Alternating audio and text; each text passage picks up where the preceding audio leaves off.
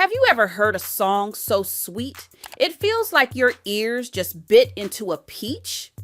That's what happens when Otis Redding sings. His voice was smooth, strong, and full of feelings, like honey sliding off a spoon. But here's the big question. How did a kid from Georgia, who once sang in the fields, grow up to be called the King of Soul? Get ready, because this story is a fun ride.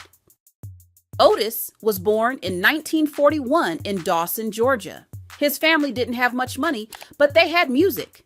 His daddy was a preacher, and the church was like Otis's first stage.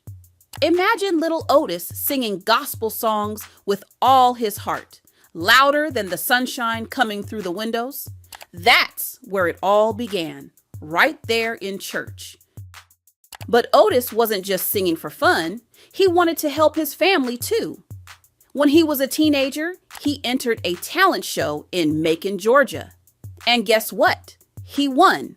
Not once, not twice, but more than 15 times in a row. That's like scoring the winning basket every game you play. People cheered, clapped, and shouted his name. Soon, the whole town knew about the boy with the big voice. Now here's the amazing part. Otis's big break happened by accident.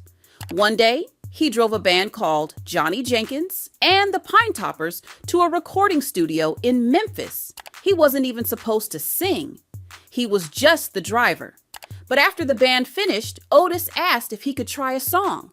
He stepped to the microphone and sang "These Arms of Mine." The people in the studio were blown away.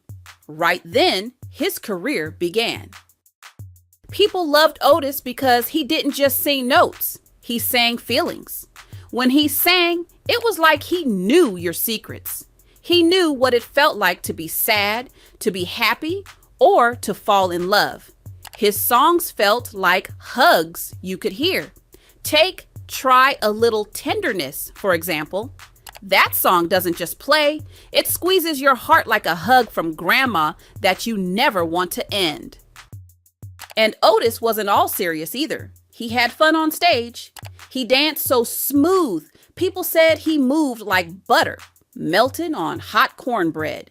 He wore sharp suits, had a big smile, and sang like his voice could touch the sky. If singing was a race, Otis was running barefoot and still leaving everyone behind. One of his most famous songs was "Sittin' on the Dock of the Bay." He wrote it while sitting on a houseboat in California, looking at the ocean. Imagine him sitting there with a notebook, watching the seagulls, and humming that whistling tune. This song was different from his other ones.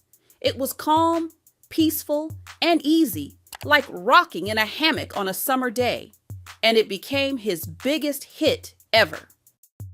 But here's the sad part. Otis never got to see just how big that song became. In December 1967, his plane crashed in Wisconsin, and he died at only 26 years old. Even though his life ended too soon, his music kept playing. Just a few weeks later, "Dock of the Bay" came out and went straight to #1. That's like scoring the winning point even after you've left the game. Otis Redding's story shows us something powerful. No matter where you start, even if it's in a small town or just as a driver, your gift can shine so bright the world can't ignore it. His songs are still here today, on the radio, in movies, and in the hearts of people everywhere. So the next time you're near water, maybe skipping rocks or just relaxing, think of Otis. Hum that tune, sitting on the dock of the bay, watching the tide roll away. And remember the boy from Georgia who turned his voice into gold. And that's today's story, friends. Stay curious, stay soulful, and I'll see you next time on Fresburg Cartoon.